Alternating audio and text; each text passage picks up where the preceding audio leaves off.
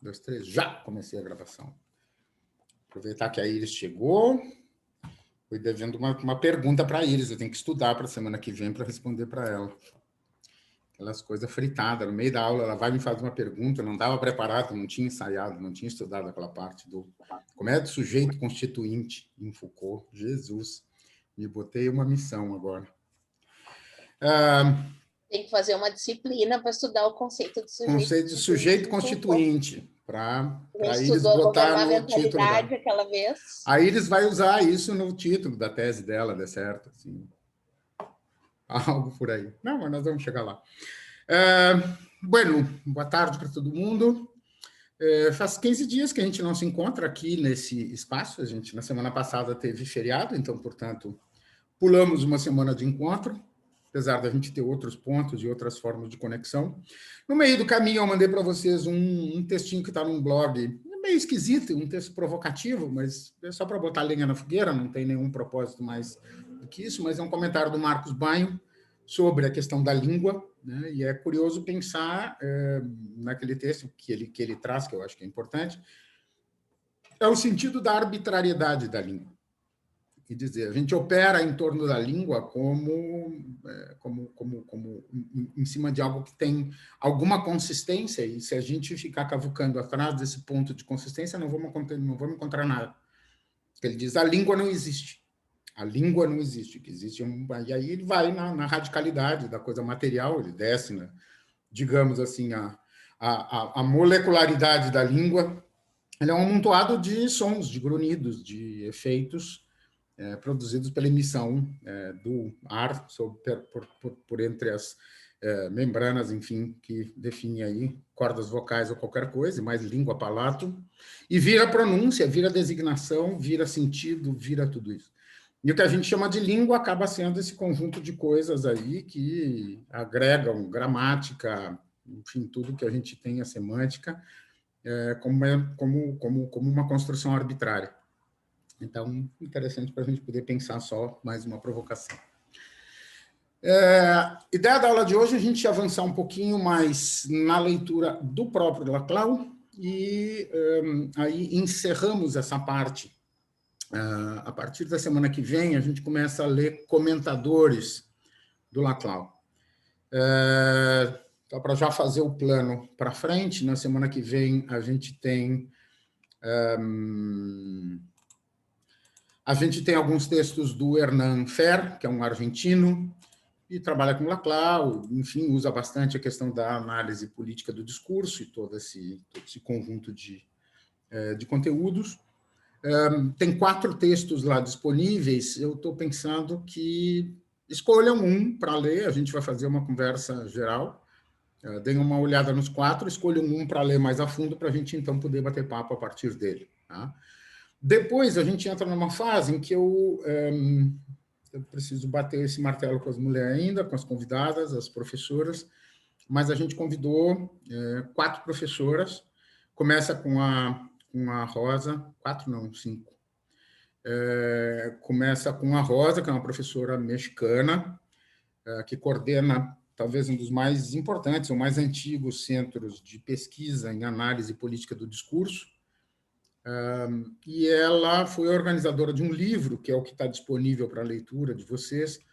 Ela foi organizadora de um livro que coloca em questão exatamente as relações entre Laclau e a investigação educativa. Tá? Chama Rosa Nídia Buenfil.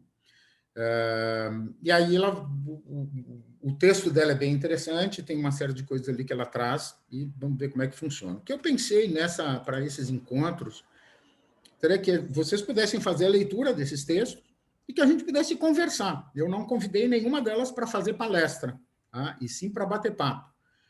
A Rosa é mais figurona, eu não a conheço pessoalmente, é a única que eu não conheço, e é meio figurona e tal, não sei como é que vai ser a entrada dela nisso. Depois, a partir disso, a gente tem a Miriam Salto, que é da Argentina, da Universidade Nacional de La Plata, ela também coordena a educação secundária na província de Buenos Aires toda, e trabalha com Laclau há bastante tempo. Ela chegou a fazer um estágio, uma orientação com ele, foi orientada por ele um tempo, e ela tem 2 textos publicados por nós aqui, eu estou disponibilizando os 2. Um é um capítulo um livro que coloca em questão a teoria do discurso do Laclau, de um modo geral, e um outro é um capítulo no Bastidores da Pesquisa, que é um livro que a gente editou no final do ano passado, em parceria com a Universidade de La Plata, no qual a gente tem um capítulo, enfim, tem algumas coisas aí. São 2 artigos dela que falam sobre essa apropriação. Depois, eu não me lembro exatamente a sequência, mas teremos a Graziella Abdian, a prof das gurias, da Natália, da Tamires e da... Esqueci o nome da outra colega de vocês que de vez em quando vem. Esqueci. Tamires, como é o nome da colega de vocês? Da Mônica. Da Mônica, isso. Tá, mas a Mônica defendeu o mestrado e está se bandiou. Arrumando as coisinhas para entregar a versão final, está prestando o processo seletivo aqui para ser professora do município. Legal. Então, ela está meia louca atrás disso. Outra filha, tá bem. Mas temos o Paulo aí, que é do grupo de pesquisa. O Paulo está aqui também, na beira. Então, a Gra é a orientadora dos guris e a parceira nossa, enfim, tem discutido isso. E a ideia é que a Gra venha contar um pouco como eles têm trabalhado com o Laclau lá no grupo de pesquisa. Depois, a Luciana Marques, que é lá da Federal de Pernambuco. Também tem um livro, um texto naquele livro organizado pelo Daniel, sobre análise política e tal, e trabalha com políticas públicas em educação. Hoje coordenadora do GT, Estado e Políticas Educacionais da ANPED, e Alice Casimiro, da UERJ, do Proped da UERJ, Estado do Rio de Janeiro, que também vem contar. Então, a ideia é que a gente possa, nessa sequência, fazer a leitura do material que elas mesmas disponibilizaram e fazer um bate-papo, a gente olhar e tentar pensar como é que a gente aplica tudo isso. Acho que esse é o grande drama, quando a gente pensa assim, o que a gente faz com uma teoria dessa? Serve para aplicar? Ela não é transponível, ela não é um conjunto de procedimentos que a gente simplesmente tira dali, bota aqui ou preenche, né? Mas é uma chave de análise importante, especialmente para quem trabalha com a pesquisa interpretativa, com pesquisa analítica. Então, fazer a análise política é um recurso metodológico bem importante. Para a aula de hoje, eu propus 2 textos, eles estão publicados em sequência. Naquele livro, então, eles aparecem no Emancipação e Diferença. Na verdade, eles apareceram em outras publicações isoladas. Emancipação e Diferença é uma coletânea organizada de textos do Laclau, traduzido há pouco tempo aqui para o Brasil. 2 textos que eu julgo significativos para que a gente siga fazendo uma conversa em torno dos temas que a gente levantou na última aula, na outra semana.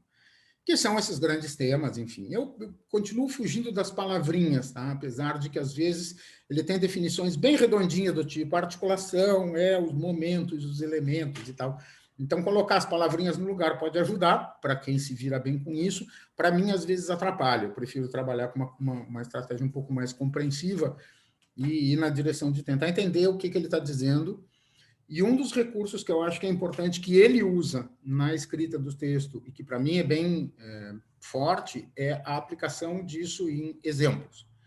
Então, ele toma tanto exemplos clássicos dentro da filosofia, o Estado de Hobbes, enfim, o Leviatã, como isso aparece lá e tal, ou situações concretas como a Revolução Soviética, ou o peronismo na Argentina, a entrada da ditadura e assim por diante, que nos dá a possibilidade de entender do que ele está falando. O texto, porque os significantes vazios são importantes para a política, por exemplo, a metade inicial dele é maionese pura. Assim, se a gente não dá uma fumada antes, não entra, não emplaca, porque ele é um grande devaneio, um bom tempo de devaneio. Lá pelas cansadas, depois da primeira parte no meio do texto, ele começa a baixar um pouco, a partir de quando ele propõe entrar no conceito de hegemonia, ele começa a dar um pouco mais de densidade e começa a trazer alguns exemplos. Eu acho que aí se torna um pouco mais consistente, um pouco mais possível da gente ir entendendo sobre o que ele está falando.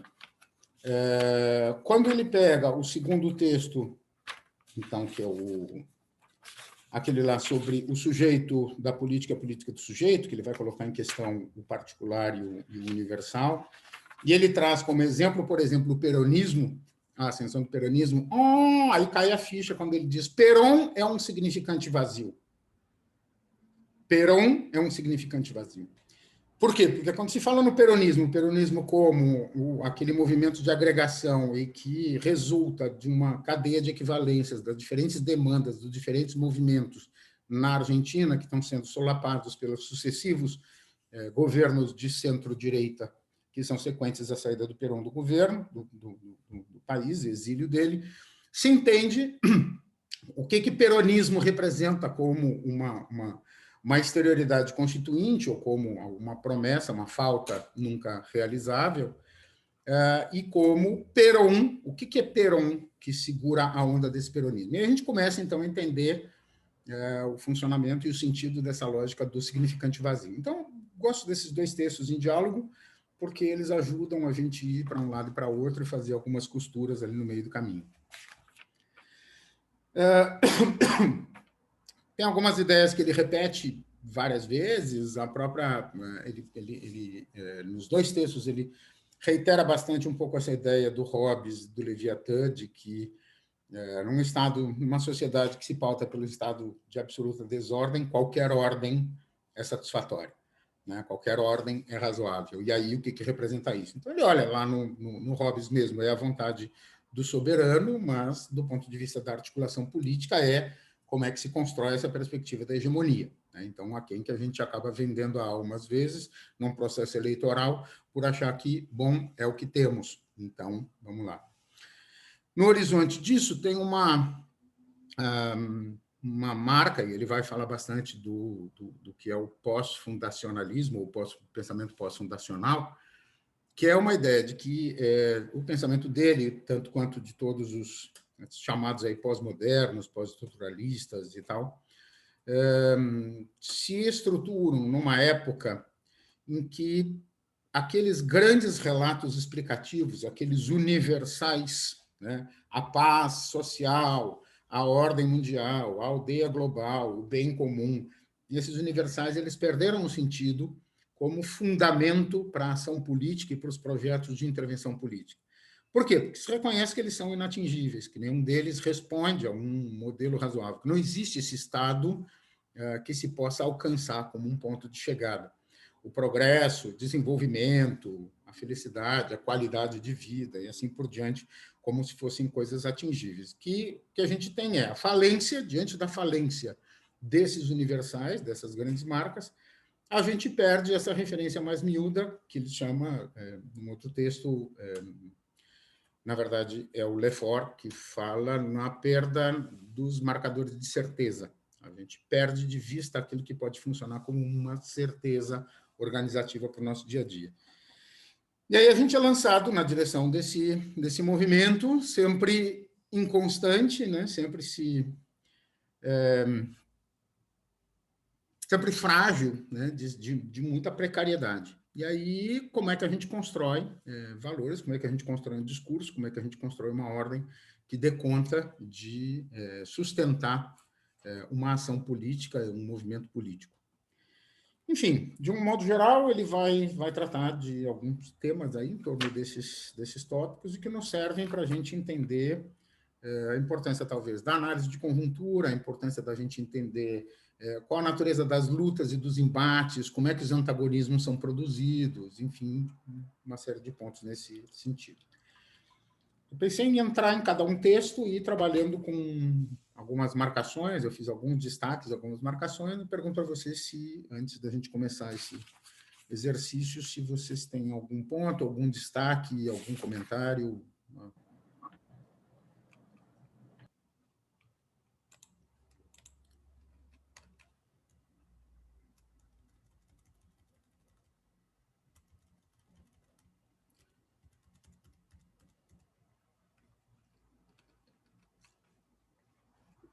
Bueno.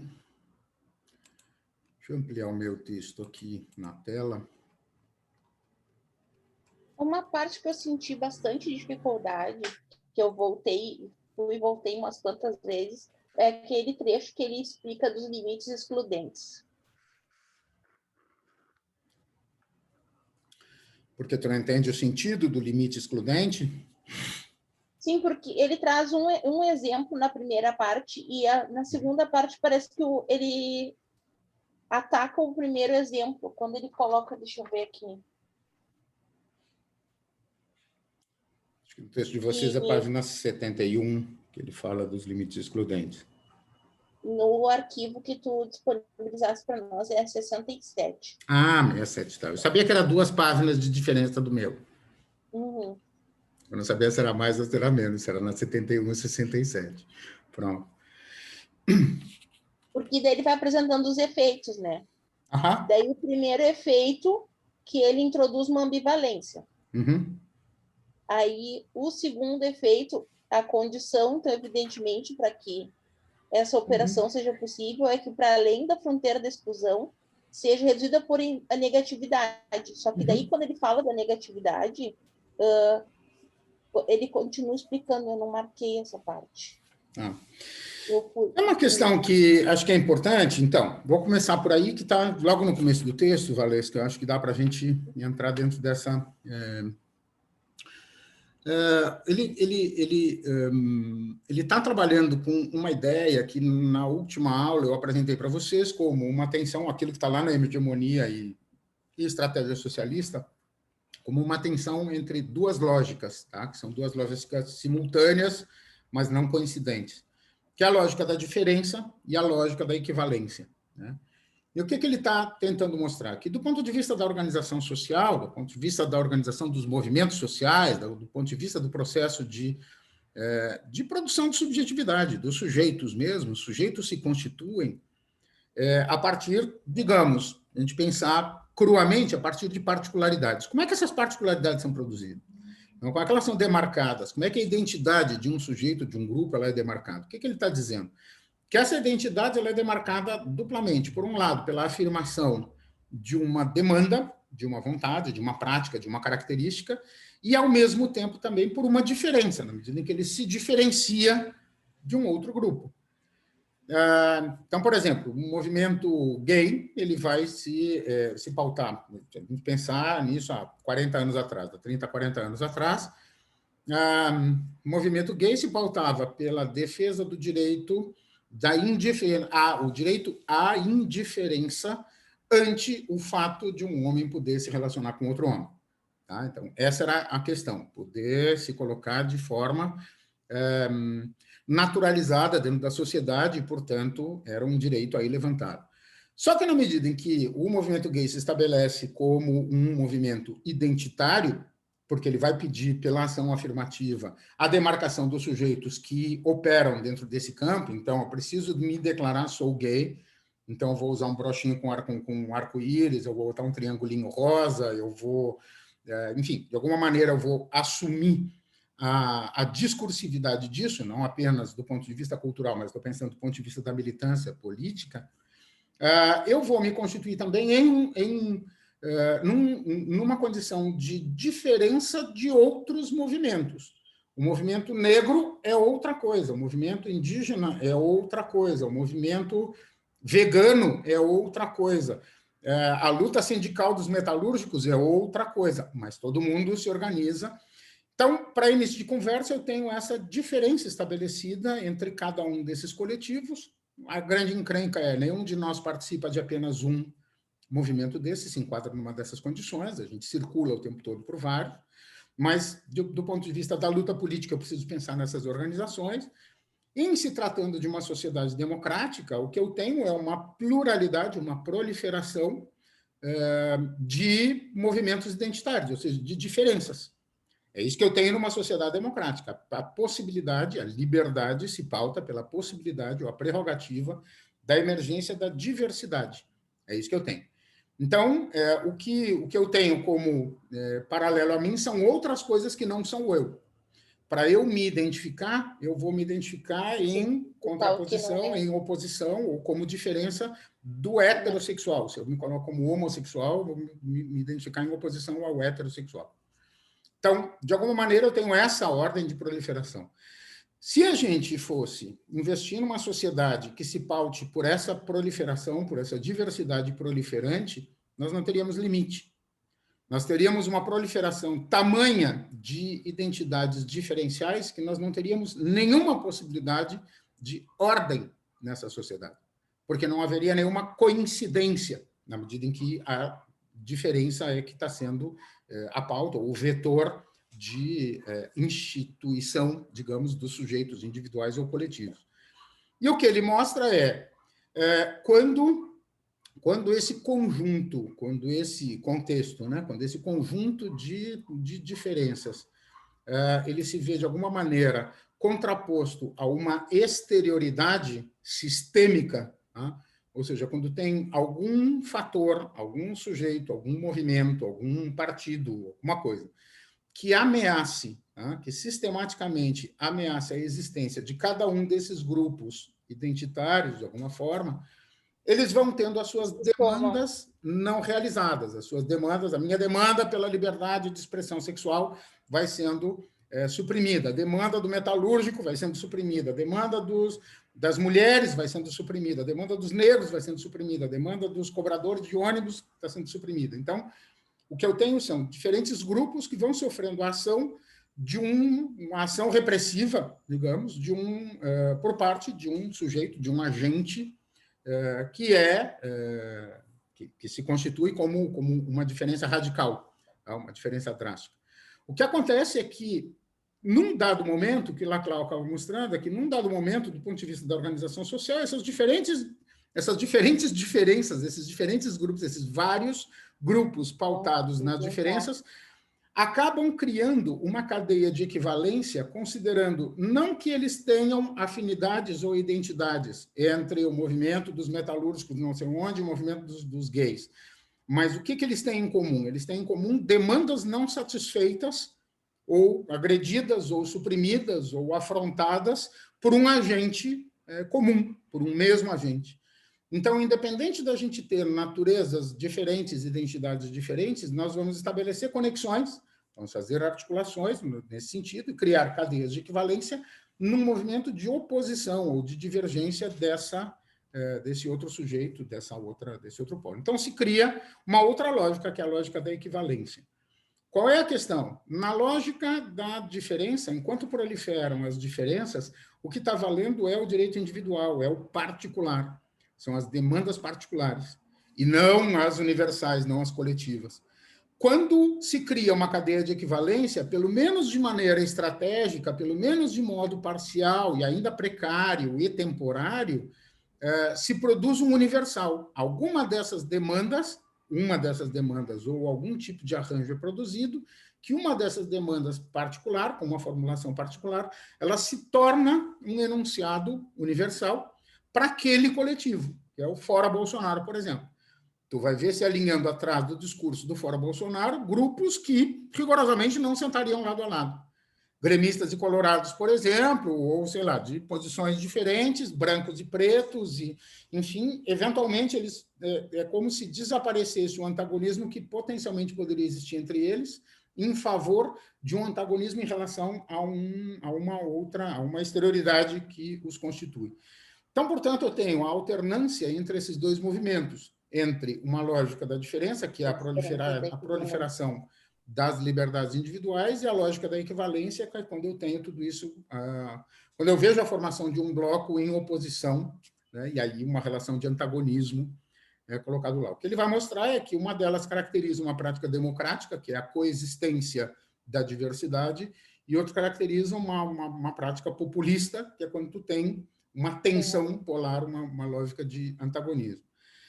A questão do limite excludente é pensando sempre que o que é, eu me defino em relação ao outro. Aquilo que eu sou, eu faço em função... O que eu não sou para... Tudo que eu não sou é o que está do lado de fora, né, que ajuda de alguma vez a se colocar. Então, para começo de conversa, acho que essa é a lógica que impera. Bitiza, tu abriu o microfone, portanto, suponho que queira falar.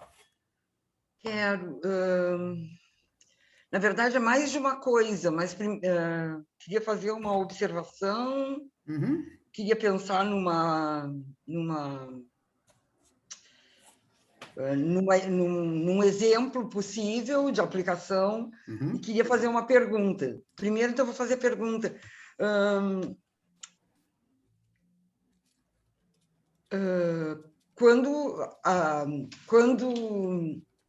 Então, as diferentes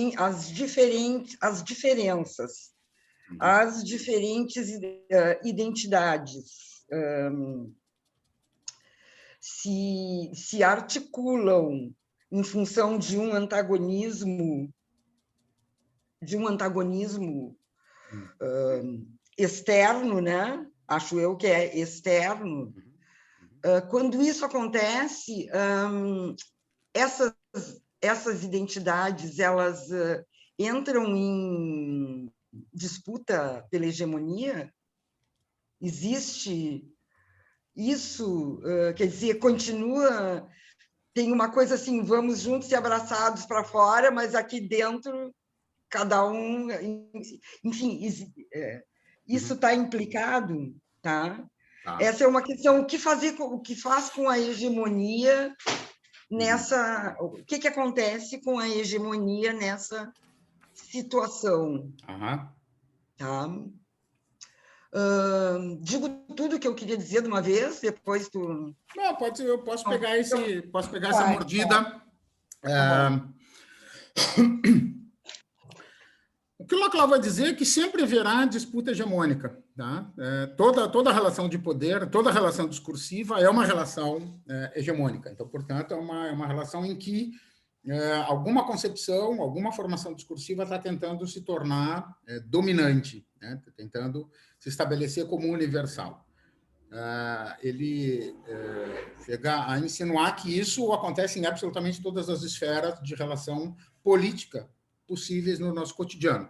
Então, mesmo na relação mãe-filho, irmão com irmão, dentro de casa, na comunidade, dentro do ônibus, o tempo inteiro, tem sempre essa ordem de disputa, em que há particularidades, há concepções particulares, pautadas e construídas a partir de demandas, de necessidades. Quando tu está andando de ônibus, se tu está na janelinha, tu tem uma prerrogativa favorável para manter a janela fechada ou aberta.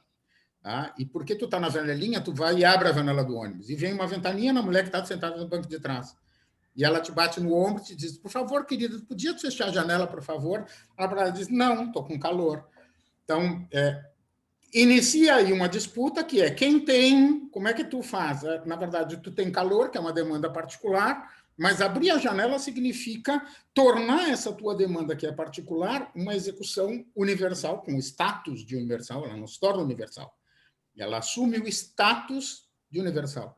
O que ele fala é que isso é uma forma relativa, é um universalismo estratégico. Tá? Não é que ela se torne universal, é que estrategicamente, naquela circunstância, naquele contexto, aquela demanda que é particular, ela se torna universal. Estou dando isso como exemplo, mas daqui a pouco isso pode virar uma bate-boca lá dentro, mas alguém pode querer acender o cigarro, o outro pode querer ligar o rádio, e assim por diante. Dentro do ônibus existem diferentes demandas de pessoas que querem ligar o som mais alto, outro quer abrir a janela, outro que vomitou, um que não sei o quê, fala alto no telefone. São demandas em disputa. E aí, exatamente assim, qual vai se tornar hegemônica? Até que alguém lá dentro se levanta, ou sei lá, se é o motorista e diz, vamos parar, vocês estão no ônibus, não pode, desliga isso, para com aquilo, fecha a janela e ponto, acabou. Então, talvez ele tenha, naquela circunstância, a prerrogativa, pela posição que ele ocupa, de conduzir, pelo status que ele ocupa, do ponto de vista daquela formação social, daquela organização que está dada, que é o ônibus, a vontade dele se manifesta como vontade soberana. E ponto, acabou. E aí ele achata e anula a disputa hegemônica que estava sendo estabelecida ali entre os diferentes passageiros. Se ele não faz isso, se pensa numa sociedade, no ônibus, como uma sociedade auto-organizada, que iria nessa direção, o que ele diz esse é o preço da democracia, esse é o risco da democracia. Lá no último parágrafo do último texto, ele vai dizer, a única alternativa possível, né, quando ele vai falar na coisa a alternativa possível é aceitar inteiramente a natureza plural e fragmentada das sociedades contemporâneas. É chegar num ponto em que o que temos é isso. Como é que a gente resolve? Pela negociação. O que deveria funcionar pela negociação. Por quê? Porque, supostamente, a negociação abriria um espaço relativamente paritário, relativamente igual, para diferentes sujeitos em diferentes posições apresentarem as suas demandas e trabalhar essa disputa de forma, aspas, racional. Ele está mostrando exatamente aquele modelão hegeliano, assim, de uma forma racional, como é que ela acaba se resolvendo. E aí a alternativa da classe hegemônica em Gramsci é o que resulta um pouco mais próximo disso.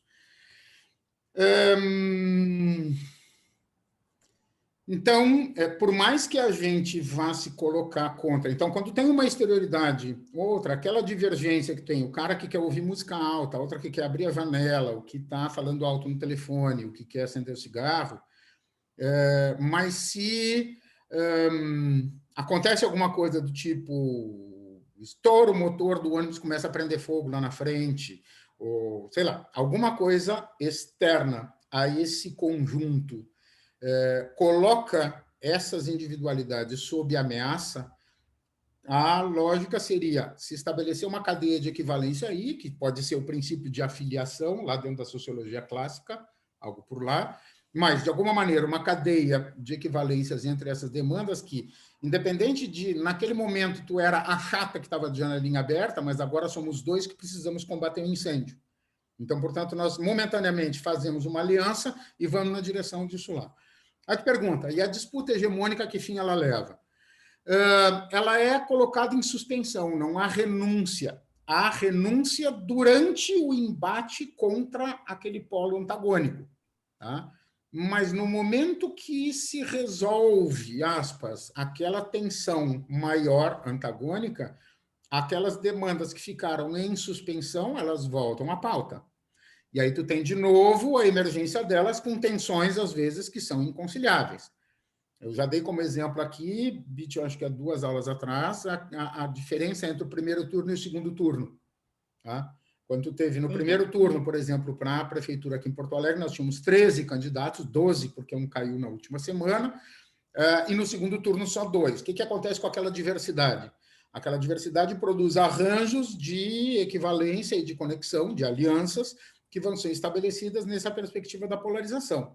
Então, tivemos uma polarização entre 2 candidatos a prefeito, né, entre o Melo e a Manuela, mas no momento que, então, o Melo ganhou e tal, não sei das quantas, muitas dessas alianças se desfizeram. Tem gente que estava apoiando o Melo, que agora está na calçada de frente tacando pedra. Tem gente que estava apoiando a Manuela, mas que hoje faz crítica a ela. Então, isso tudo acaba desaparecendo, porque a disputa hegemônica é reeditada, ela volta a funcionar. Assim que desaparece a polarização. Durante a polarização, não, ela está lá. Uma coisa que Laclau mostra que é meio aterrorizante, assim, mas a análise histórica que ele apresenta em relação ao peronismo na Argentina, né, que ele diz, bom... Perón é derrubado, isso significa lá nos 60, 70, então, a partir dos anos 50, ele vai embora, sai, e uma sucessão de governos calhordas de centro-direita, inclusive militares, que vão deixando de atender e vão tornando significativas parcelas da população descontente, criando um cenário de tensão, que clama, né, todo mundo clama pelo peronismo, todo mundo clama pela volta do Perón. E tudo isso vai proporcionando a que certas alianças, certas conexões sejam feitas em favor de um peronismo que representa um Estado ausente, né, que é uma ausência constituinte, que o Laclau diz inatingível, inalcançável, mas que, estrategicamente colocada, ela é indispensável. Eu preciso de uma utopia. Paulo Freire vai falar do inédito viável, os outros vão falar em utopia, eu vou falar em projeto social, o que quer que seja. E o que ele mostra é, de alguma maneira, tem uma outra análise dele muito mais cuidadosa sobre isso, mas ele mostra que a tensão criada entre os diferentes grupos que constituíam essa demanda pela volta do peronismo, essa cadeia de equivalências, ela era uma cadeia tão tensa no seu interior pela diferença das demandas individuais, que, apesar dela ter sido forte o suficiente para proporcionar e movimentar a volta do Perón à Argentina e a tentativa de instituição do retorno do peronismo, apesar de ter conseguido isso, a diferença e a tensão interna era tão grande que, ao resolver o problema, bom, Perón voltou, está aqui, o que a gente faz com essa cadeia de equivalência? Ela desaparece e os grupos voltam a levantar as suas bandeiras. As suas bandeiras eram tão fortes, eram tão consistentes, que isso enfraqueceu absolutamente o governo constituído, que tinha sido objeto da demanda coletiva lá, e fez com que a ditadura, os milicos, entrassem de solo ali dentro. E foi uma tragédia, um desastre, porque foi absolutamente subestimado. Muito bom, né? Esse exemplo é muito bom. É uma análise fenomenal para mostrar isso. Para enxergar isso, é muito bom. E, bom, eu vou aproveitar, então, para tocar no que eu queria como exemplo, tá? Porque acho que tem a ver, né? Mas não é a mesma coisa, que é uma coisa que me intriga muito, que eu penso loucamente sobre, né? E agora, desde que a gente começou a ler Laclau e conversar um pouco, eu vejo que, enfim, eu vejo que eu penso a respeito disso, tentando entender conforme estou entendendo em Laclau, mas igual eu não sei de que maneira isso se... Quer dizer, não saberia aplicar, não sei, não consigo, mas acho que anda junto, né? Tu desse o exemplo das eleições em 2 turnos, né? Mas a minha questão é a impossibilidade das esquerdas brasileiras se aglutinarem, né, em combate a uma ameaça que é consensual e que ameaça a todos, né, que é o fascismo hoje, né, ou como quiser chamar, né? Então é isso. Eu não sei se eu preciso esmiuçar um pouco este exemplo, quer dizer, nós temos no Brasil diferentes grupos que se reivindicam de esquerda. Vamos ficar aí, sim, não vamos problematizar a esquerda e direita e tal. Diferentes grupos de esquerda, partidos ou não partidos, enfim, né? Estamos... o Brasil já elegeu Bolsonaro, que já aparecia nitidamente como alguém que era entraria como portador do fascismo para a sociedade brasileira, e entrou, e a gente já não conseguiu ali enxergar a gravidade dessa ameaça, né? E fomos para a disputa com Bolsonaro, pulverizadíssimos enquanto esquerda. Bueno. Né? E agora, nas próximas eleições do ano que vem, parece que isso vai continuar assim. Quer dizer, foi impossível, até agora, neste ano, e parece que não vai ser mais possível, que os partidos de esquerda, os movimentos de esquerda, construíssem, né, uma estratégia, né, conjunta de combate, compreendendo que somos muito diferentes, e aí é que somos muito diferentes. Temos projetos bastante diferentes, mas que não vamos conseguir nenhum sozinho dar conta do seu projeto neste momento, não é? E que se nos juntássemos aí, sem ego, sem vaidade, reduzindo as pretensões a um denominador comum lá embaixo, entendeu? Que pudesse nos juntar, mas isso seria possível. Poderíamos sair juntos e derrotar Bolsonaro no primeiro turno. Acho. Assim, sem nenhum otimismo de minha parte. Não faz mal se não for no primeiro. Não faz mal se for no segundo. É que se nos uníssemos, se as esquerdas se unissem, todas, não é? E pegassem junto mesmo, com um projeto absolutamente comum, com todas as suas diferenças. Não é? Só dessa maneira a gente pode tirar o Bolsonaro, porque senão... quer dizer, aí em 2 turnos tem essa possibilidade, mas ela é mais apertada. Vai concorrer Lula, então, sem aliança, ou com uma aliança pequena, mas vai concorrer o Haddad, vai concorrer sei lá quem, já nem sei mais quem são os caras, o Ciro, sei lá. Essa teria que ser uma aliança de centro, esquerda, mais tendendo bastante ao centro, né? Acho que Lá tem. entrou por baixo para expulsar o fascismo. E nós estamos muito longe, me parece, de ter essa compreensão Tem uma coisa, Tisa, que eu acho que tu traz uma questão que é bem séria e que ele pauta o tempo todo. Se ele conhecesse o Brasil, certamente, eu acho que o Brasil contemporâneo, certamente, acho que Laclau teria meia dúzia de coisas para dizer a respeito disso. A análise dele serve para a gente compreender algumas coisas estrategicamente, tá? Do ponto de vista do que seja essa coisa conjuntural.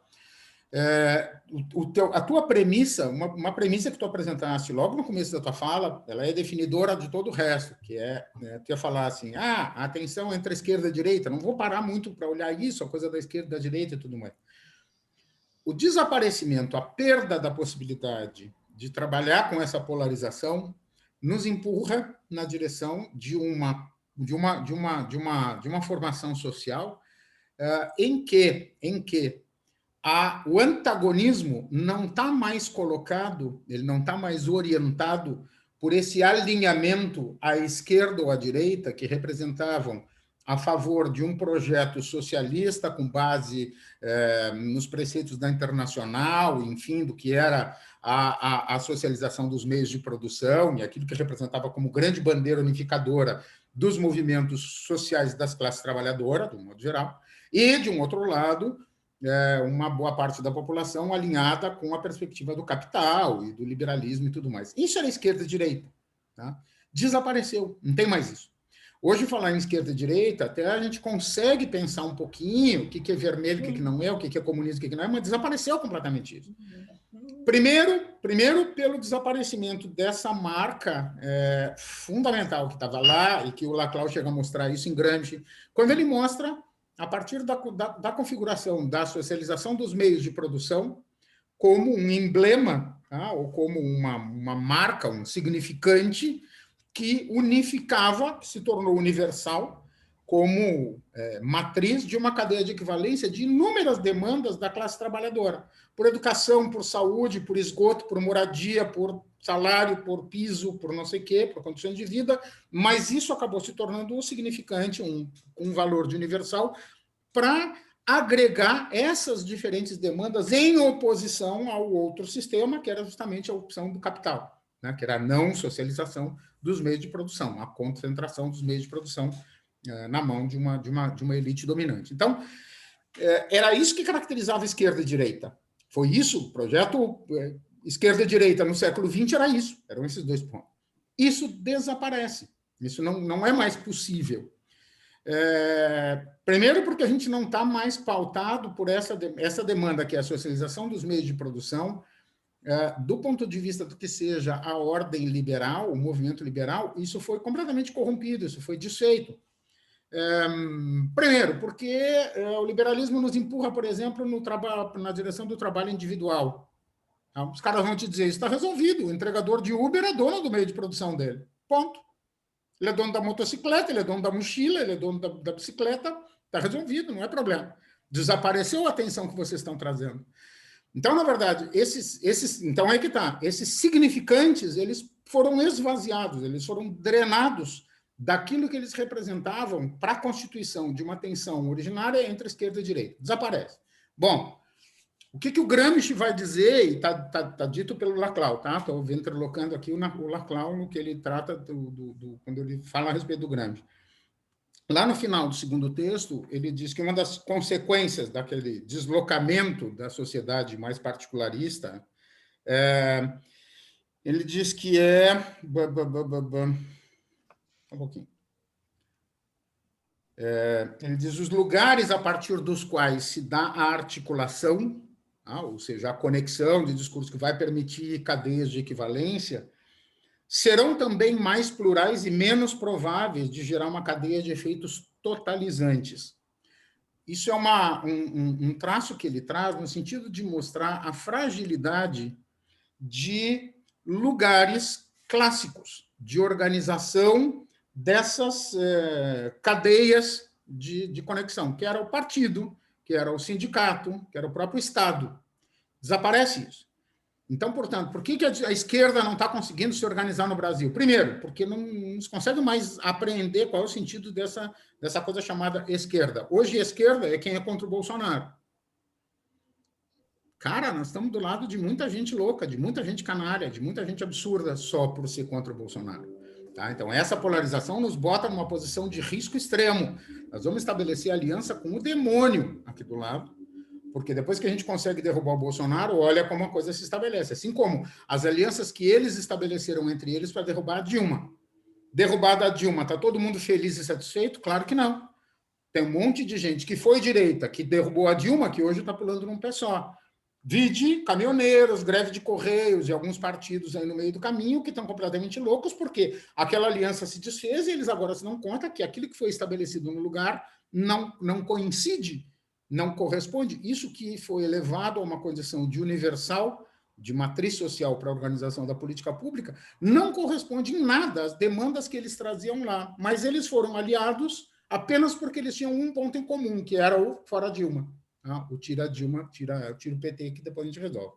Bom, no momento que a gente enfraquece o debate do ponto de vista do partido, enfraquece do ponto de vista do sindicato, e a gente tem visto isso desde os anos 80, nos anos 80 a gente teve um fortíssimo movimento de organização sindical no Brasil, fortíssimo, e foi coincidente a estruturação partidária, ao PT surgindo como uma alternativa ao lado dos outros partidos de esquerda já existentes e tal, e a central sindical, a CUT, né, como central única dos trabalhadores. Só que, passados ali 10, 20 anos, passados 10, 20 anos, tu tem uma outra performance, que é a abertura de outras centrais sindicais. Tu tem a CGT, tu tem a Força Sindical, tu tem não sei o quê, que, paradoxalmente, continuam se chamando centrais sindicais. Afinal, quantos centros? E não vem com piadinha do tipo, o centro está em todas as partes. Isso é palhaçada. Tá? A questão é a proliferação dessas outras centrais sindicais alinhadas a outros interesses, tecnicamente, ainda representando a classe trabalhadora. Politicamente, representando parcelas significativas da classe trabalhadora, porém se opondo a um momento inicial daquilo lá. Então, o que mostra? Que o sindicato deixou de ser um lugar de agregação dessas perspectivas de demanda e tudo mais que a gente tinha. Se não é mais o partido, que o partido vira uma coisa absurda. Dentro do próprio partido, tu tem práticas de toda a natureza, tu tem a tensão entre as tendências que vão disputar a hegemonia e fazer alianças ou não, então sai a Luciana Genro para um lado, sai a Heloísa Helena para o outro, sai não sei quem para não sei onde, abre um novo partido. Então, cada um que briga vai brincar de casinha no seu quintal, na sua garagem, abre seu próprio partido e tudo começa. Não, isso é a evidência de que o partido deixa de ser essa instância agregadora. A pergunta é, qual é a instância, então? Como é que a gente pensa isso? Como é que a gente constrói hoje? Essa é a pergunta que o Laclau faz o tempo todo. Ele vai dizer, nós temos que pensar em cadeias precárias de conexão, temporárias e relativas. A gente precisa de universalidades relativas, de universais estratégicos, que sejam apenas relativos. Qual é o princípio disso? Qual é a questão uma das questões que está aí atrás, que revela o paradoxo, talvez, aí, e a impossibilidade lógica, é o que se chama nesse sistema de indecidibilidade. O que o Laclau diz é que essa tensão entre diferença e equivalência, essa tensão entre a democracia e o populismo, essa impossibilidade, nenhum nem outro satisfaz, a gente é jogado numa direção, num ponto que se caracteriza pela indecidibilidade. Não dá para decidir. Por que não dá para decidir? Porque ou eu decido pelo individual e eu renuncio ao coletivo, ou eu decido pelo coletivo e eu renuncio ao individual. Eu sempre vou ter perdas tão significativas que a decisão terá um preço altíssimo a pagar. Qual é a encrenca? E o que ele diz? Também, a indecidibilidade é um aspecto lógico. Na prática, na vida de verdade, tem que decidir. Tu tem que decidir se tu vai votar no fulano ou no Beltrano, no sei lá o quê, no Colares ou no Pedro Simon, ou no Colares ou no Germano Rigoto, ou no Bolsonaro ou no Luciano Huck. ou anular o teu voto. Tu tem que decidir.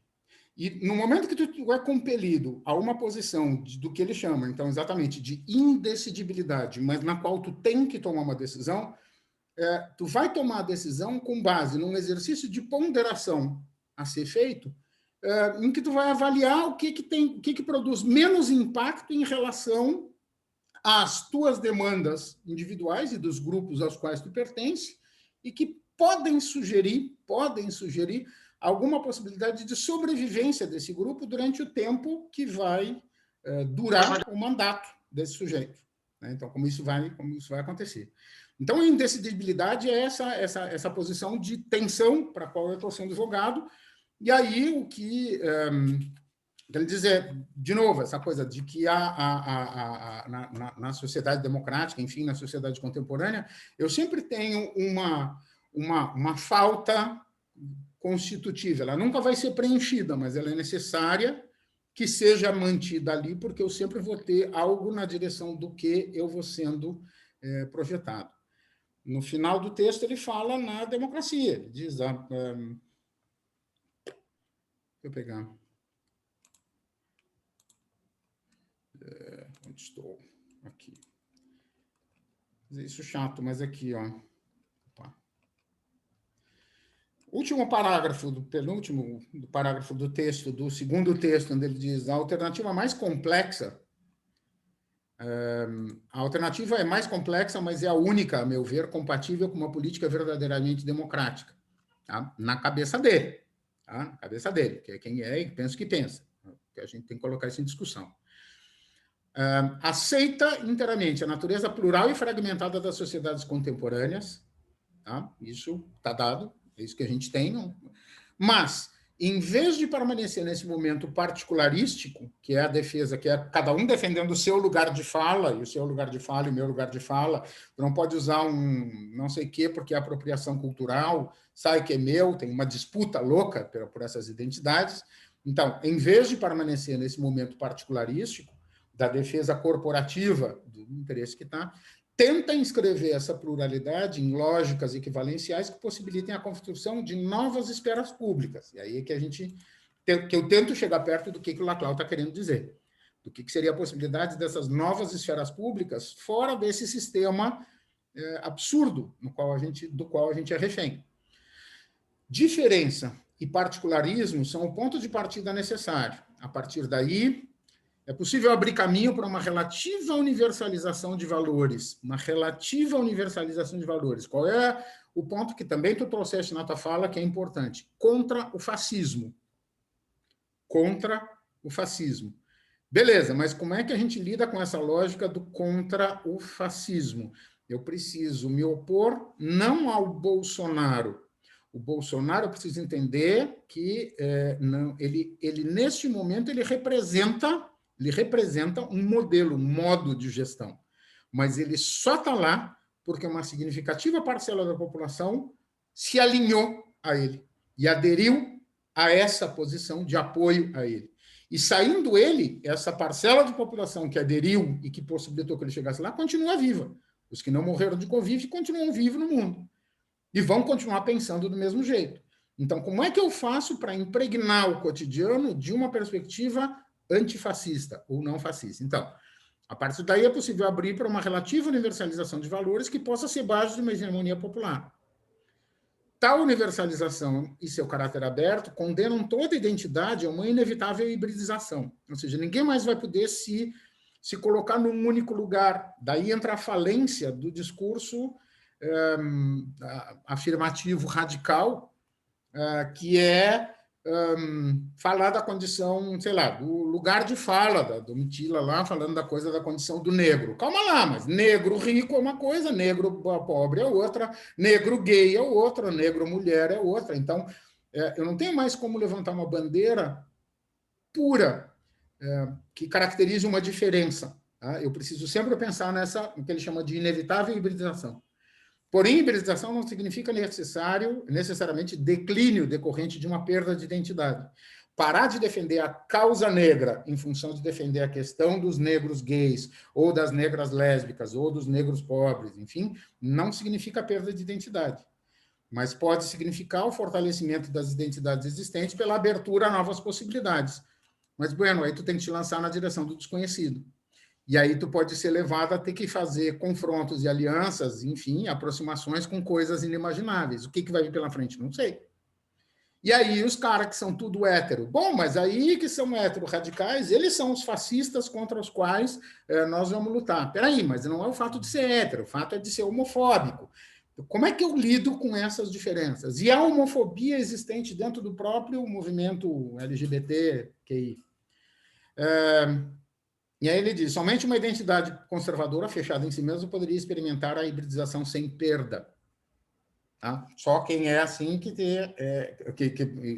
poderia experimentar a hibridização como perda.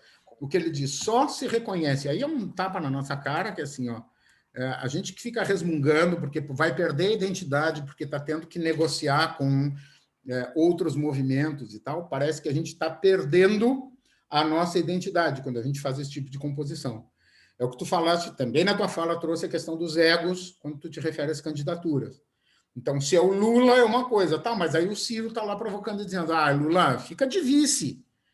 Tá? Então, assim, legal, bacana desse ponto de vista, que é, bom, vamos aceitar a perda.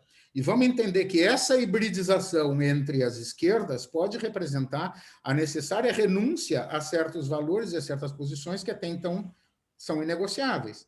Mas qual é o limite da negociação possível? Qual o limite para eu jogar com isso? Então, entre o particular e o universal, fica essa tensão o tempo todo.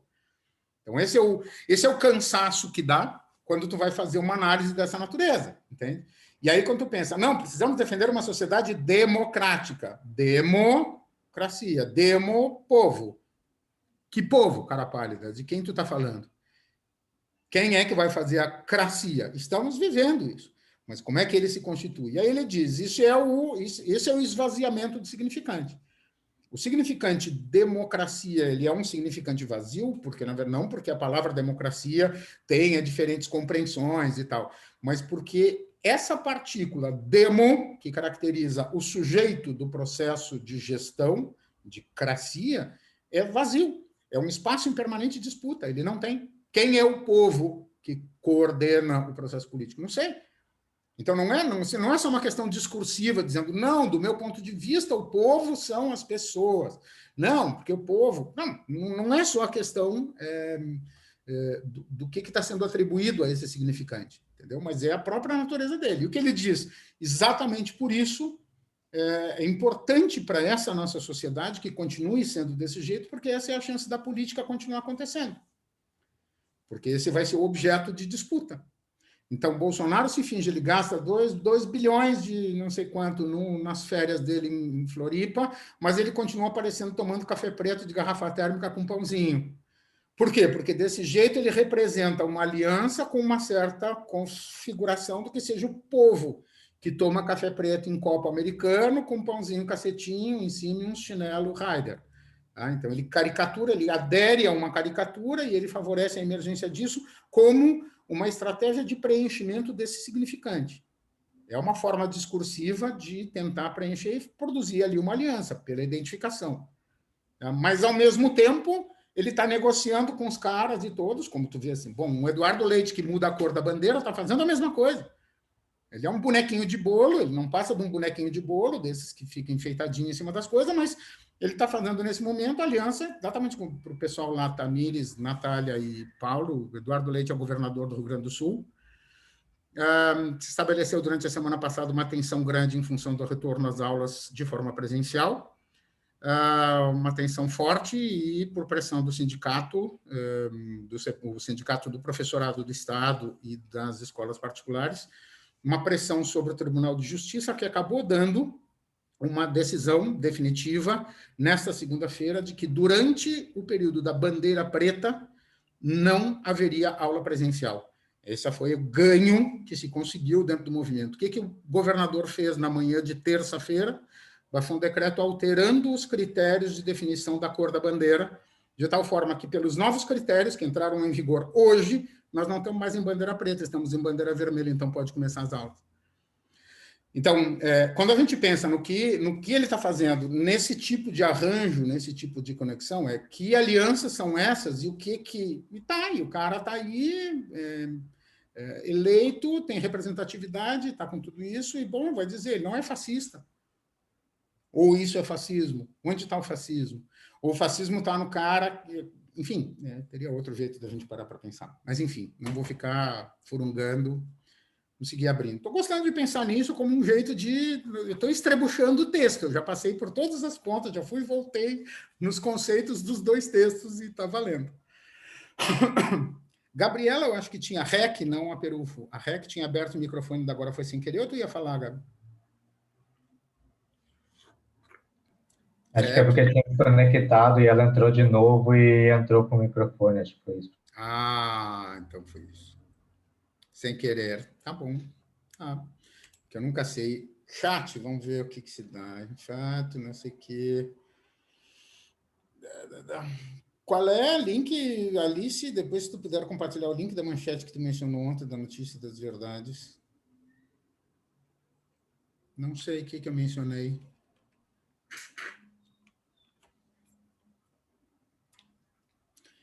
Que mais? Questões, observações de vocês em relação a... Senão nós vamos papeando, eu e Bitiza, nós temos assunto para o resto da vida. Assunto não nos falta, e não é de hoje, isso vem de tempo. Eu colocou ali que é do governador das trocas de bandeira. Tá.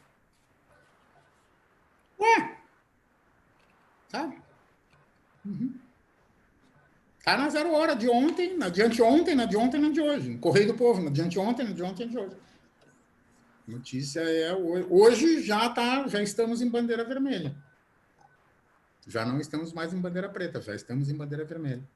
Inclusive, amanhã começam os plantões aqui nas escolas aqui de Guaíba. Enquanto ficasse em bandeira preta, não teria plantão. Agora que não é mais bandeira preta. Tem que ter plantão. Esse caso devia ir para os anais, não sei do quê. Não sei do que, da hipocrisia, da manipulação, não sei, não é disso, não sei do que. Mas que pouca vergonha isso. O jeito era o noticiário. O judiciário dizer que enquanto tiver tantos de ocupação hospitalar, não pode voltar, ao invés de ir pela regra da bandeira, porque esse distanciamento controlado sempre pareceu estranho, né? Porque o governo do estado dizia uma coisa, os prefeitos iam lá e faziam um recurso e eles voltavam atrás. Sempre foi assim. Eu vou piorar um pouquinho as coisas, eu vou fazer uma análise, e aí vocês entendem qual é a lógica também da análise de conjuntura que a gente fica fazendo o tempo todo, né? Por que eu queria que se lesse sobre totalidade, sobre análise de conjuntura e sobre significação desde o começo do semestre, enfim. Uma análise possível para a gente chegar nesse ponto.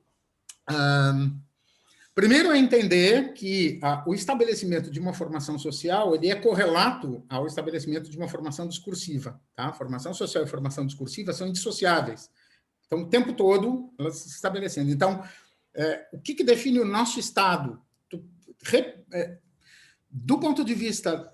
Se eu operar considerando as evidências e os marcadores, os indicadores, tá? De evidências, na segunda-feira estamos em bandeira preta. Hoje estamos em bandeira vermelha. Ufa, como tudo melhorou. Nossa vida está melhor, nossas condições estão melhores. Ponto, é isso. Por quê? Porque essa mudança de status, que é o que faz produzir efeito sobre as pessoas, se processou a partir da reedição de um decreto. O que é um decreto? É um amontoado de letrinhas enfileiradas com um certo significado, numa certa construção, ou seja, é uma operação discursiva. É um texto, considerando tal coisa, definimos que, a partir deste momento, o indicador são palavras. É uma estruturação discursiva, é um enunciado que altera o funcionamento, ou altera o estado da realidade. E aí entra de novo, aí para quem faz a disciplina de pesquisa em educação, eu estava na aula de ontem de tarde, acho que tem Gabriela, Iris, Valesca e Alice, eu acho, Gabriel também, aquilo que a gente falava que é o status de poder de certos sujeitos, de certas instâncias que têm essa prerrogativa de transformação da realidade. O exemplo que eu usei na aula de ontem era de um juiz de paz. O juiz de paz que consegue dizer, depois de ler um negócio, ele escreve umas coisas numa folha de papel, e ele pega essa folha de papel e ele lê, é discurso, quando ele termina dizendo, eu vos declaro marido e mulher, ou seja, por ter proferido aquelas palavras, ele transforma o teu estado civil de forma instantânea. E eu brinquei, o sujeito era líquido e ele se torna gasoso, num instante, ele muda o estado civil. Né? Eu te declaro não sei o quê. Qualquer pessoa pode proferir, mas não são só palavras, não são só palavras, são palavras proferidas por alguém que naquela circunstância tem o status e o poder, que lhe confere o poder de fazer com que as palavras que ele profere alterem o estado daqueles sujeitos, alterem o estado civil. O governador, neste momento, tem essa mesma prerrogativa de poder. Então, quando ele emite um novo decreto, ele altera o estado da realidade, que é condicionador de outras medidas, tem implicações políticas na consequência dessa mudança, dessa operação discursiva. Então, quando se pensa que como é que a gente está lidando com isso, nós estamos lidando com as duas coisas ao mesmo tempo, porque ele só está nesse lugar porque houve uma ação política de aliança entre candidatos que fez com que ele acabasse tendo sido eleito. Nós já vivemos isso há alguns anos atrás. Há 2 anos, 3 anos atrás, nós vivíamos exatamente essa tensão. O Eduardo não era o único candidato possível, a gente tinha exatamente a possibilidade de candidatos de esquerda e acabamos nos ralando. E fomos para um segundo turno trouxa. Um segundo turno de indecidibilidade, que foi entre ele e Sartori, foi isso, né? Sartori, para o pessoal do Paraná, Sartori foi o governador anterior, tá? E que também era um cara de direita, e o Eduardo representava essa coisa. Hã? Sim. Sartonaro. Ele na campanha se chamava Sartonaro, mas o Eduardo Leite também fez aliança, porque é PSDB, tá? E a gente foi para o segundo turno para decidir entre Sartori e Eduardo Leite. O que a gente faz? Não precisamos abrir o voto, não precisamos agora nos cortar os pulsos agora em tela, em gravação, enfim, não vamos nos matar todo mundo nisso. Mas o que tu faz? Se tu vota num, tu está escolhendo ou o Sartonaro ou o Eduardo Leite, está sendo conivente com uma coisa ou conivente com a outra, mas então tu anular significa que tu está dando que suco para os bandidos, porque anular o voto ou não sei o quê, tu está favorecendo e tal, porque a contagem é dos votos válidos, então tu fica fora, então fica completamente num beco sem saída. Como é que tu resolve isso? Então, naquele momento, esta tensão ajudou a instituir uma condição que elevou este sujeito, Eduardo Leite, a uma posição que, nesse momento, lhe confere a prerrogativa de, por um ato de enunciação discursiva, alterar o estado da realidade, favorecendo a aliança com o empresariado, com os donos de escola, com tudo que se tem, porque se sabe que ele é um potencial candidato à presidência da República. Então, ele vai nessa direção. Então, por mais que se diga, caiu a máscara do Eduardo, não caiu máscara nenhuma. Quem o apoiava sabia que ele era do jeito que ele é. E quem não o apoiava também sabia que ele era do jeito que ele é. Caiu a máscara para uma parcela ínfima de idiotas que não estavam se dando conta. E, bueno, se caíram nesse negócio, ter caído a máscara dele nesse momento não representa grande coisa. Tá? Então, meu tipo de arrependimento no qual eu não consigo acreditar, porque eu não consigo acreditar na ingenuidade das pessoas nesse grau. Então, até posso entender que há decepção. Eu esperava diferente, mas eu não confio na ideia de que esses sujeitos que se decepcionam vão alterar o voto na direção do candidato, que a gente sinalizaria como algo revolucionário, algo nessa lógica.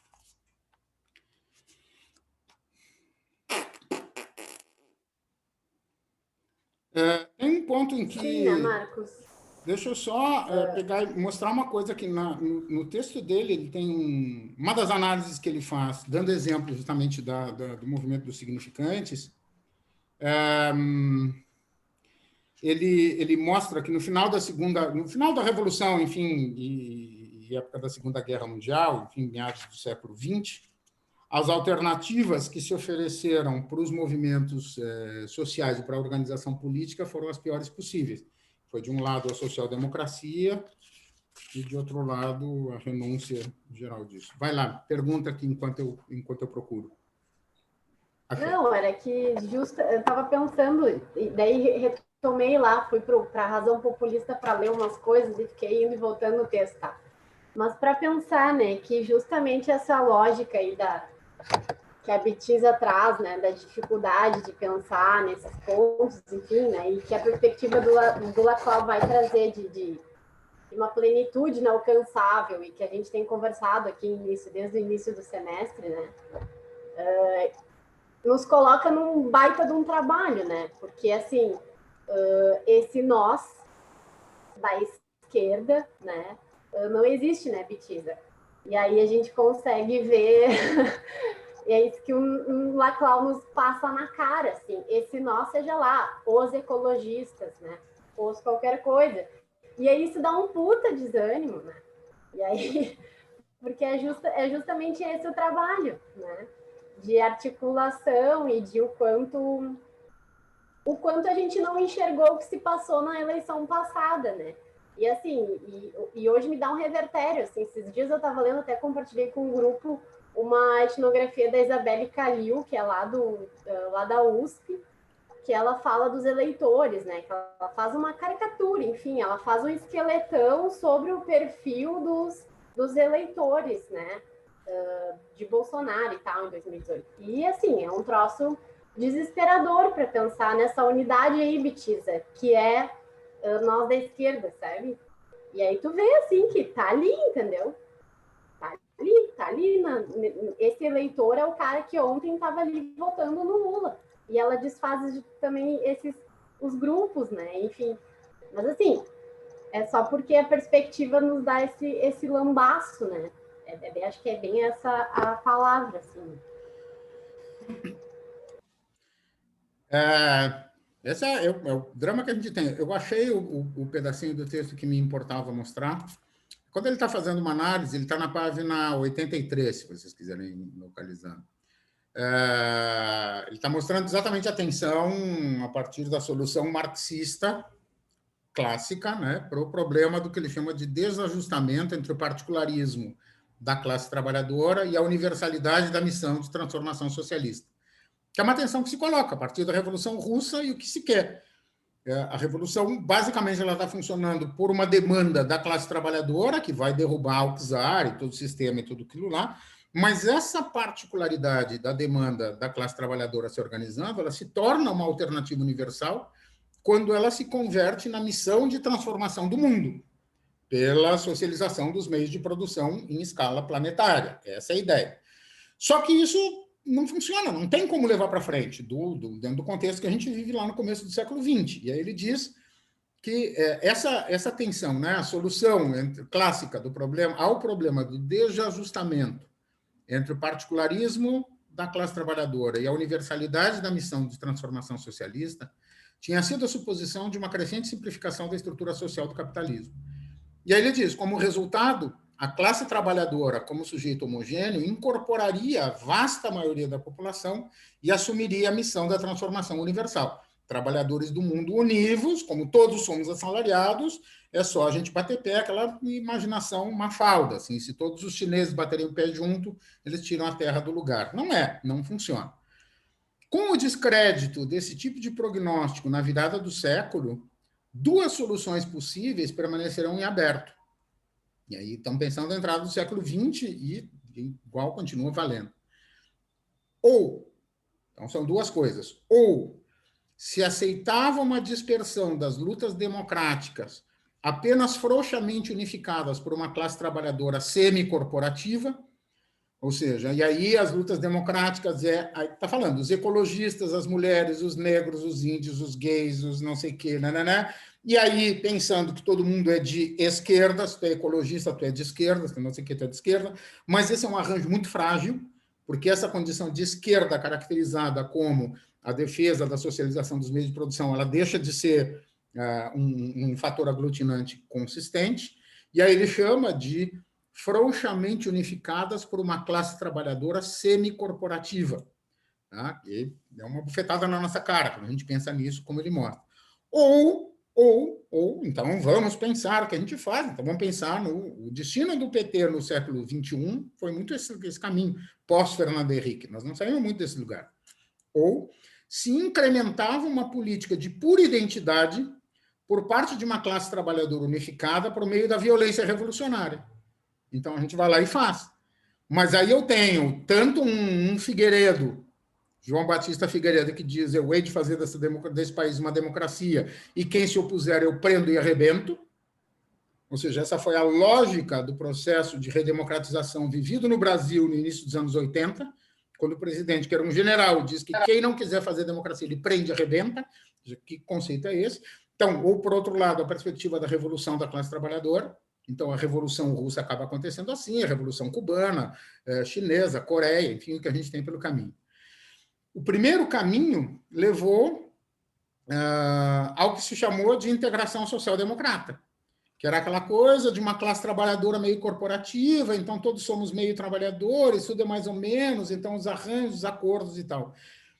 A classe trabalhadora foi cooptada por um Estado cuja gestão participava, mas cujos mecanismos não controlaria. Então, a gente até participa elegendo, não, mas nós temos o poder do voto, nós estamos no conselho, a gente conseguiu uma cadeira na representação no Conselho Municipal de Educação, no Conselho não sei das quantas, mas a gente não toma decisões, a gente não tem a perspectiva, a prerrogativa de controle das tomadas de decisão. A gente se sente, aspas, legitimado pela lógica da representação, mas a gente não tem prerrogativa de decisão.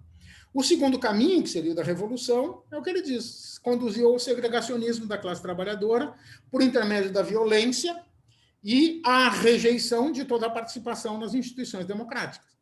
O antipetismo, o antilulismo, o anti-qualquer coisa menos o Lula, qualquer coisa menos o PT. Por quê? Porque eles vão, ameaça o bicho-papão do comunismo como chega. E aí, a análise que ele acaba fazendo, vai pegar lá o Sorel para fazer a análise da greve e tudo mais, uma das características é, a gente perdeu, com esse enfraquecimento todo dos movimentos, como a gente falou, do partido, do sindicato e tudo mais, por exemplo, a greve deixa de ser um fator eficiente no processo de pressão social quando a gente quer uma estratégia de transformação, né? Por uma série de motivos. Até porque o sentido da greve, nesse movimento, por exemplo, se a gente ficar pensando dos anos 70 para cá, anos 70, 80, né? 70 a gente não tinha greve.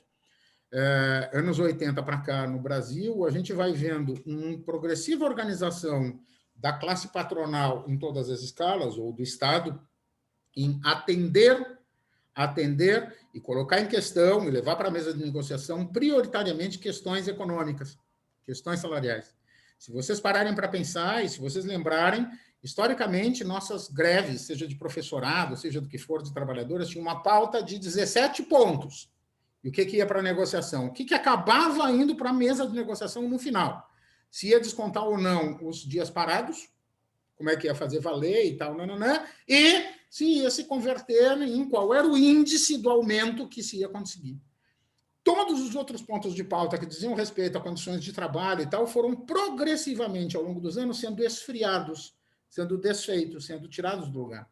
Por quê? Porque eles representavam os pontos de pauta não ligados à questão financeira e essa tensão, eles representavam, de alguma maneira, a possibilidade do empoderamento da classe trabalhadora, da classe que estava em greve, da categoria que estava em greve. Tá? E eles é que foram sendo esfriados. Então, o que a gente vê é esse movimento, ou se dá esse sentido de participação, ok, quais foram as conquistas do movimento, então, as conquistas acumuladas do movimento, vai se tendo a ideia de que a gente tem uma possibilidade de participação, mas a tomada de decisão ela está esvaziada progressivamente, ou a coisa da segregação, não posso suportar mais o pessoal do CEPERS. Não me fale em greve, que eu já não, tipo, foi a falar em greve, eu já levanto e saio.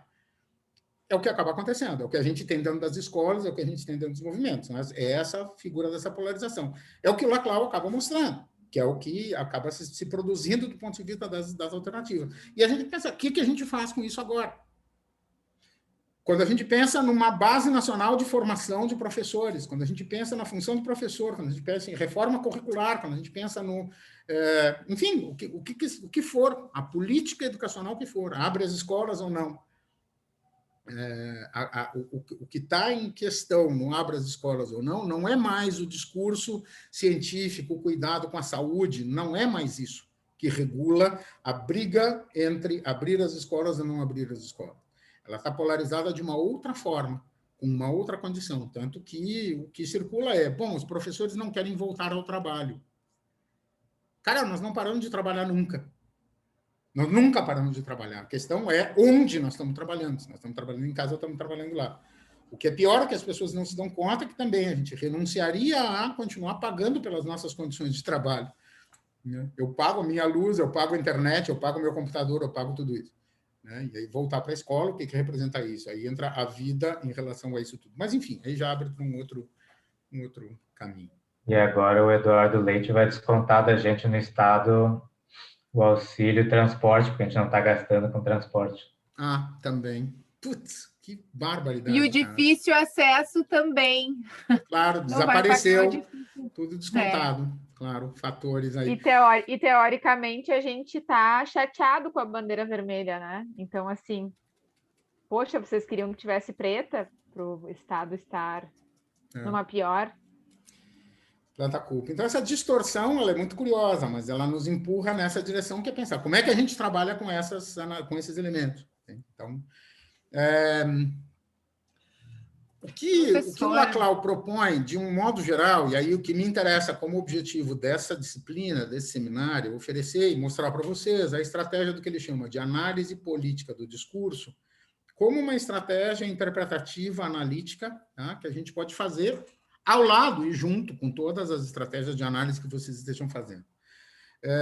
As chaves, os analisadores, indicadores vão ser justamente assim, tentando identificar quais são os significantes que estão em disputa, tá? Quais são os significantes que estão sendo disputados aí no meio do caminho, em cada circunstância, em cada conjuntura, como se dá, quais as tensões hegemônicas que estão aparecendo nessa conjuntura, quem são os sujeitos, quais são as tensões, qual a correlação de forças que está estabelecida aí no meio, e a gente usar um pouco esse crivo que ele oferece, que são a lógica da diferença, a lógica da estratégia, esse universalismo estratégico, né? essa relativização da falta, tal, como alguns operadores para fazer análise, né, quando a gente se propuser a fazer uma análise dos seus problemas de pesquisa, das suas questões de pesquisa. Então, acho que é uma ferramenta interessante, uma ferramenta importante, que pode representar mais uma alternativa para vocês. Não é fácil, não é nem um pouco tranquilo isso, mas acho que um caminho possível que a gente pode abrir. Questões aí, comentários? Diga, Iris. Assim, ler o Laclau, para mim, sempre é desconfortável. Né? Assim, ele nunca é uma leitura muito tranquila, embora pelo como eu enxergo algumas coisas, pelo meu histórico de organização política, né? Mas é um desconforto que eu gosto de sentir, né? É um movimento que eu considero importante. E esse texto, diferente de outros, eu achei ele um texto um pouco mais fácil. Tem outros que eu acho assim, mais difícil, que chega assim, a cabeça. Mas, assim, eu gostei muito e eu fiquei muito curiosa com essa articulação que ele faz da a presença na sua ausência. Eu li bem devagar esses textos, porque eu achei isso, assim, muito interessante. E, assim, dentro das diferenças que eu tenho com ele, eu concordei muito com isso. Muito mesmo, porque... e aí tu deste os exemplos sobre a greve, eu já fui da direção do CEPERS e é um excelente exemplo, né? Ele traz também o exemplo da greve e tal. Mas é isso, na presença sempre terá uma ausência, e eu acho que no momento que a gente considera essa ausência, e ele fala da articulação, ele usa esse caminho, eu acho que, assim... Me convenceu mais do que em outros textos, alguns argumentos que ele usa, porque às vezes a gente é difícil. Eu não sou muito do grupo que se identifica com essa ideia de que eu não sou nem um pouco niilista, né? Então eu acho que eu preciso me agarrar nas esperanças, né? Enfim. Então esse texto, como sempre, mexe muito com a minha pessoa. As aulas do senhor sempre, né?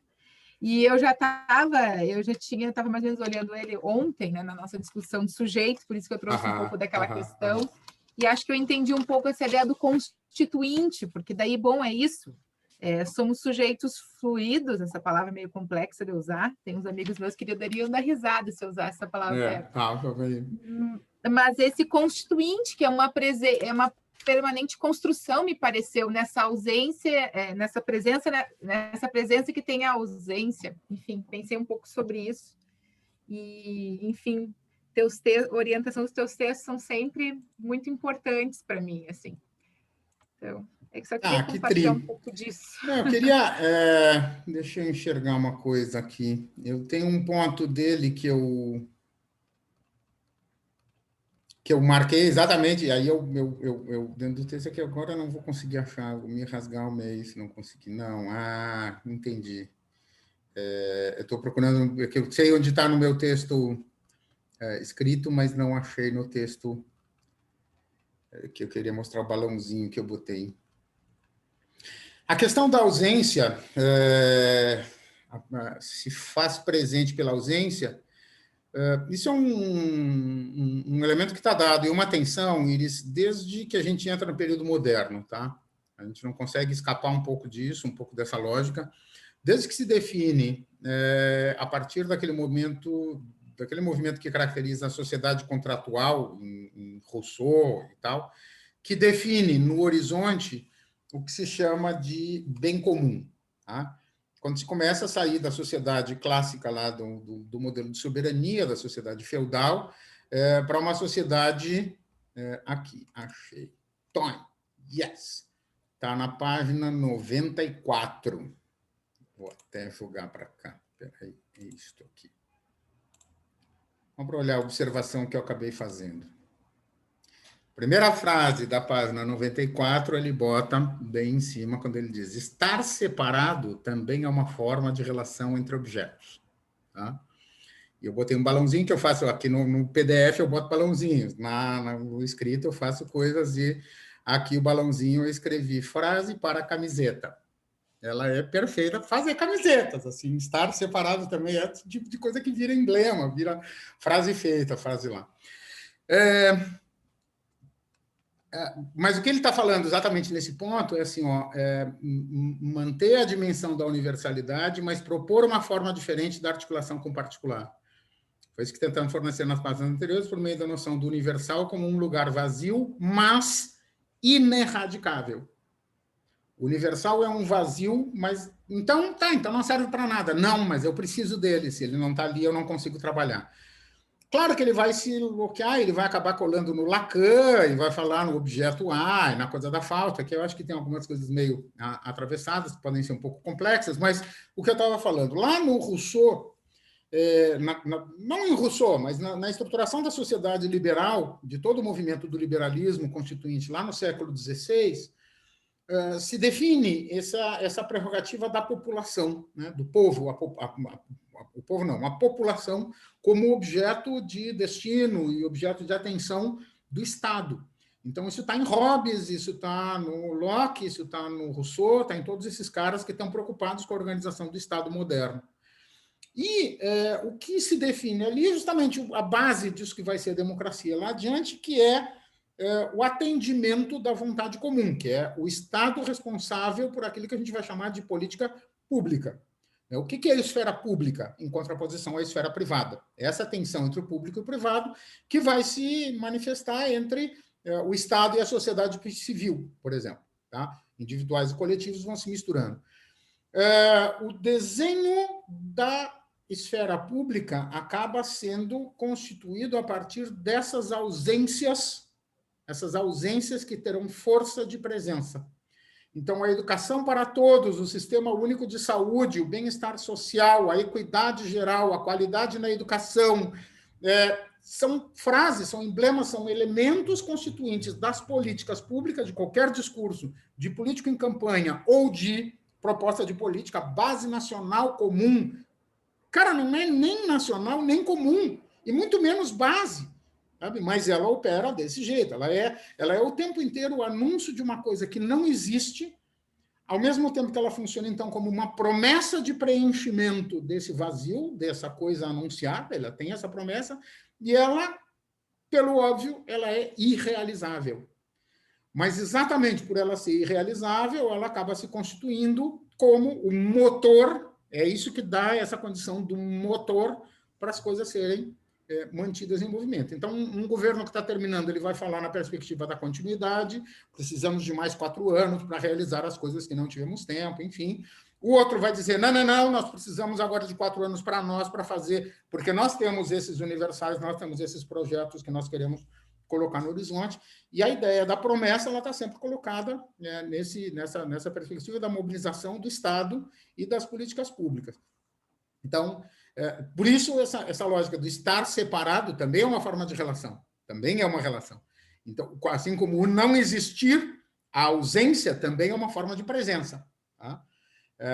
E não é pela memória, pela saudade do o membro amputado, que tu assim, não, é algo que nunca esteve ali, tá? Que nunca esteve. Claro que no movimento mais clássico, tu vai encontrar esse conceito associado à ideia de utopia, por exemplo, tá? Só que do ponto de vista do Estado moderno, o modelo da utopia, enfim, de Erasmo e companhia, ele desaparece, ele vai começar a aparecer como um projeto social, a ordem social. Quando Paulo Freire propõe o inédito viável, não é disso que ele está falando. Porque no momento que ele adere à perspectiva da viabilidade, nesse contexto da esperança, ele está sinalizando para a perspectiva ou para a hipótese de que esse vazio seja preenchido em algum momento. Porque se ele é viável, então o inédito, eu vou nessa direção.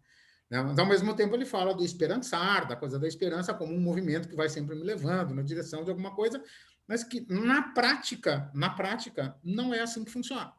Na prática, eu não vou nesses primeiros passos, até porque se isso resolvesse alguma coisa, satisfeitas as necessidades de uma certa camada, ponto, acabou, estava resolvido. E não por 2 motivos. Primeiro, porque as demandas sempre vão aumentando, elas vão se tornando mais complexas. E segundo, porque a atuação do Estado, do ponto de vista do que sejam as políticas públicas, se faz, não raras vezes, em cima das ruínas e da carniça do que ficou de uma gestão anterior, de uma política que ele destrói. Então, com muita frequência, o que está acontecendo? O que o governo Bolsonaro está fazendo? Ele está deixando destroçado um rastro de destroços de políticas públicas como o Bolsa Família, o SUS, o SUAS. Isso tudo está sendo esburacado. Então, aquilo que a gente já teve como um ideal relativamente preenchido e atendido é empurrado para baixo, produzidos novos buracos e projetado para frente como estão aí novas demandas, fica mais um brinquedo para você se entreter. Então, esse deslocamento ele é curioso, assim, quando a gente pensa que esse é um movimento, e essa é a tensão entre volto a dizer, entre o Estado e a sociedade civil, entre o público e o privado, entre o individual e o coletivo, entre a diferença e a equivalência. Então, a gente vai ter que pensar onde a gente vai dar com isso. Eu acho que o texto do Laclau, como tu disse, esses artigos, eles são, como eu mencionei no início da aula, eles são carregados de exemplos, e acho que isso facilita a compreensão, porque ele vai fazendo aderir em algumas coisas bem prosaicas, enfim, que a gente consegue se remeter em termos de história. Ele é muito factível, ele faz ver, né? Ele é desconfortável porque é difícil escapar desse fazer ver que ele faz com a gente. Ele nos faz ver certas coisas. Ele não está inventando coisas, não foi ele que disse. Não, que é pior. Se ele estivesse inventando, a gente rasgava, jogava longe, dizia, não concordo com ele. Não tem como. Ele faz ver que as coisas estão funcionando desse jeito e aí a gente se encolhe num canto e vamos pensar como é que a gente lida com isso. Bueno, as nossas, então, próximas aulas, volto a dizer, na aula que vem, então, são 4 textos do Hernán Fer, não argentino, uma tentativa bem operacional, tem uns que eu acho meio chatos, tem umas coisas que ele inventa no meio do caminho, ele cria outros nomes, não bastasse a quantidade de nome que a gente já tem que lidar, momento, elemento, articulação, não sei o que, ele inventa ainda mais uns aí. Mas é um cara que tenta transformar isso de forma bem operacional. Tá? Como é que eu trabalho isso empiricamente? Como é que eu lido com categorias empíricas? Qual é o passo a passo para o método de análise política e tal. Então, a gente vê, eu acho que vai ser interessante a gente olhar como é que alguém se apropria de uma teoria complexa como essa do Laclau e tenta transformar isso em ferramenta. Eu acho sempre duvidoso, mas me importa trazer, porque, no fim das contas, a gente acaba circulando por esse caminho. E depois já está no horizonte, então volto a dizer para vocês, peguem lá o texto, o Ernesto Laclau e a Investigação Educativa, que é um texto maior, um conjunto de textos, para vocês já irem furungando e dar uma olhada no texto para o dia que a gente vai conversar com a Rosa Burgos. Qualquer coisa escrevam, eu também, qualquer coisa escrevo para vocês, a gente segue se dando notícias e tentando sobreviver, dando conta disso tudo. Termino a aula num calorão, que estou com essa camisa toda suada já, e me abano, porque assim, foi-se embora o meu frio que eu tinha no começo da aula, me aqueci, deveras. Tchau para todos, então. Tchau, Marcos. Tchau, todo mundo. Beijo grande. Fiquem bem. Tchau, gente. Até mais.